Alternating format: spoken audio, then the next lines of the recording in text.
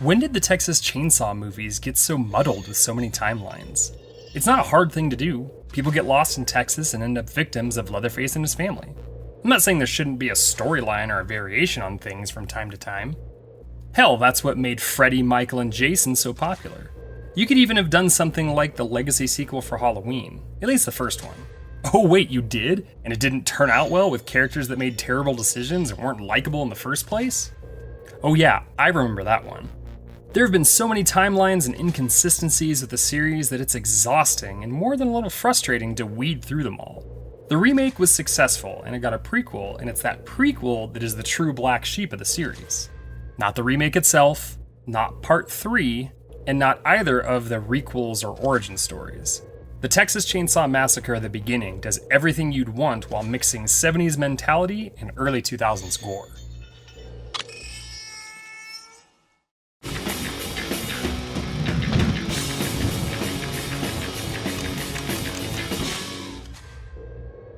The Texas Chainsaw Massacre remake was the first of the big franchises to get the treatment. Before Michael, Freddy, or Jason could run, Leatherface needed to walk, and boy did he ever.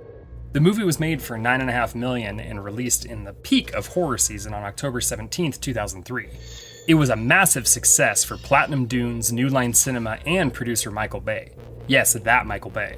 It brought in $107 million at the box office, but was generally hated by critics, with Roger Ebert giving it the rare 0-star rating. The worst movie of the year, The Texas Chainsaw Massacre. This new version is vile, ugly, and contemptible. Most critics in general felt that it was completely unnecessary as remakes go, and they focused just on the blood and gore instead of the fear exhibited in the original one. Yeah, that's kind of what audiences wanted. And it delivers while looking grimy and bloody. Sequels in this franchise are a bit of a mixed bag to say the least, with 2 almost being a black comedy, Part 3 trying to go back to the sheer horror of the original, and Part 4 involving the Illuminati. I'm gonna leave, and no one is gonna stop me. You sit the fuck down! None of them seem to be in the same continuity at times either. There are some things here and there that connect them, but they could also all be standalone slasher entries too. It took almost 3 years, but the producers were finally convinced to let a team go back and tell a prequel story rather than a continuation. Fans wanted to know how the family came to be the way that they are. For writing duties, the movie switched from Scott Kosar to Sheldon Turner and David Shaw. Turner would get nominated for an Oscar 4 years later for penning the George Clooney vehicle Up in the Air, and he also wrote the screenplay for Adam Sandler's remake of The Longest Yard and contributed story to X-Men First Class. Shaw is more one of us, more of a horror guy. He started his career with an episode of Freddy's Nightmares, followed quickly by, well, Leatherface, Texas Chainsaw Massacre 3. Critters 3, Critters 4, and The Crow would end a fun 90s resume for feature films, and he would have a lot of TV credits including The Outer Limits revival, The Hunger, Masters of Horror, and the new Creepshow TV series. The director would change too from Marcus Nispel to frequent Michael Bay collaborator Jonathan Liebesman.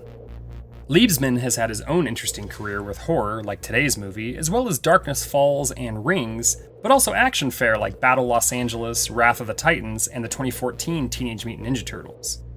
He's still working on stuff today with a handful of episodes from 2022's Halo adaptation.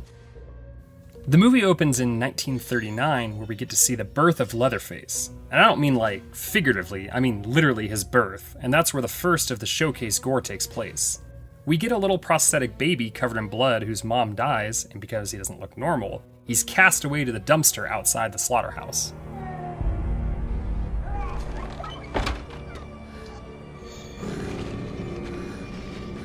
He's picked up by a woman who later turns out to be a member of the Hewitt family, and then nurture takes over where nature left off.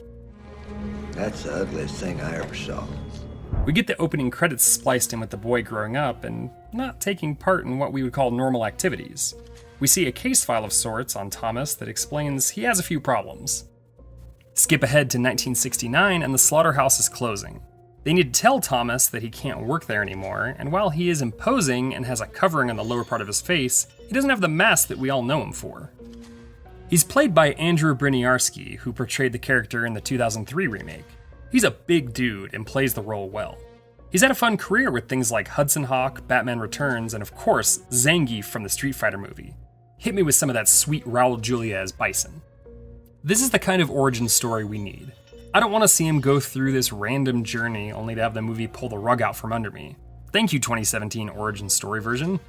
We then get introduced to the inevitable teen-ish victims of the movie with military-bound brothers Eric and Dean and their girlfriends Chrissy and Bailey. Yes, it's a very similar vibe to the 2003 version, or even the original TCM, but it works.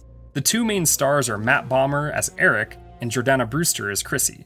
Brewster, who ended up meeting her husband in this film, is certainly known most for the Fast and Furious franchise, but she also showed up in her first role with 90s favorite, The Faculty. Bomer, or Bomber, I know y'all are going to correct me anyway in the comments, is primarily a TV guy with huge parts in both Doom Patrol, a personal favorite, and White Collar. For other horror work, he also did both American Horror Story and its spin-off series American Horror Stories, that's plural.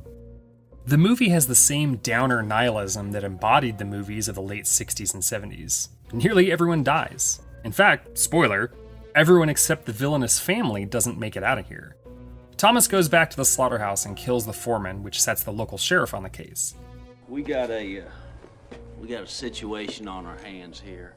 He goes and picks up the uncle named Charlie to help bring him in, but Charlie is crazy and also played by the late, great Arlie Ermey. Ermey was a standout in the 2003 film and damn near steals every scene he's in for this movie. He kills the sheriff, who is the equivalent of just one day from retirement, and takes his identity. You really think you're something in that outfit, don't you? The kids hit a cow, another wonderful special effect, and are picked up by the new Sheriff Hoyt. He gets pissed that they're draft dodgers, or at least one of them is based on the burned card, and he takes them in. There ain't no fire in this accident. Which one of you boys' name is Dean Hill? I am, sir. I'm Dean. You didn't even buy anything, baby. Yeah, it was Not to the station, mind you, but his house. Just his house. The last hour of the movie is pretty much non-stop torture for our heroes. Bomber is tied up for a lot of it, while Hoyt gives his younger brother the chance to prove himself with push-ups to earn his freedom. Come on, sweetheart. We had already seen that the family is now a group of cannibals. Thanks to the good sheriff here, we ain't gonna go hungry tonight. And you just know that's what they have in mind for the four kids. I mentioned Brewster and Bomber first because they were bigger names, but both Taylor Hanley, who plays Dean, and Diora Baird, who plays Bailey, do a wonderful job. Hanley did a bunch of TV before this movie and would continue that trend with large roles on both Vegas and Mayor of Kingstown. Baird, who Tyler would never forgive me if I didn't do a little bit of a deep dive, kicked off her career in earnest in Wedding Crashers before showing up in things like Accepted, the Night of the Demons remake, Best Horror Movie You Never Saw, Stan Helsing, and the 30 Days of Night sequel, which you may or may not have known existed.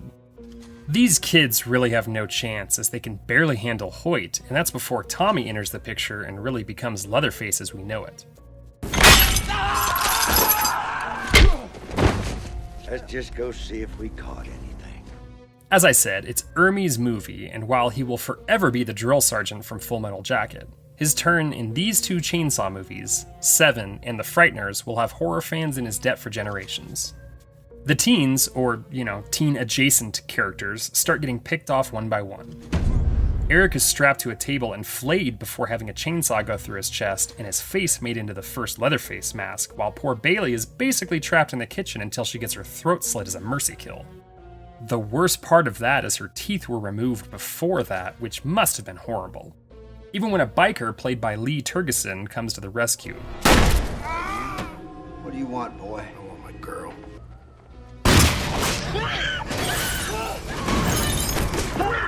He's cut down, literally, before he can do anything. Anytime anyone in this movie has a chance, it's just as quickly taken away. Chrissy escapes and Dean finally wakes up before knocking the teeth out of Hoyt, literally. It's one of the many things we get to see that tie back to the sequel to this prequel. Of a particularly horrifying note is when Monty is shot in one of his legs, so Hoyt just has Leatherface cut both of them off. Chrissy escapes back to the slaughterhouse, and while Dean temporarily saves her, he's cut down, leaving only her. She escapes to a car, and just when you think she's getting away for good, Leatherface appears in the back seat and sticks the chainsaw through the seat and into her. She swerves into the police officer she was trying to get to, killing them and the person they'd pulled over. Leatherface gets out and walks back home. It works that this group is never mentioned again, in the 2003 movie or otherwise, because at the end of the day, they're just another group killed by the Hewitt family. Their stories ended there, and they didn't impact the family more than as food or nameless victims in the long run. The movie isn't the easiest physical release to come by, unfortunately, but it does stream from time to time. There's an unrated cut that is the preferred version, but it's not the end-all be-all if you can't find it. I remember seeing this in theaters first and then watching the unrated while working at Blockbuster, and truthfully, I couldn't tell the difference. Out of the 4+ timelines that this series follows, it's because of this movie that I watched them in a specific order. While nothing will beat the original in terms of style and influence, this is the rare movie in the middle of a franchise run that stands out for all the right reasons. You could watch this one followed by either the 2003 or original and then go from there. While there is sure to be other origin stories or tales told in the Texas Chainsaw universe, this is the beginning that everyone should start their journey with. People may not remember what we say here tonight, but they sure as shit gonna remember what we do.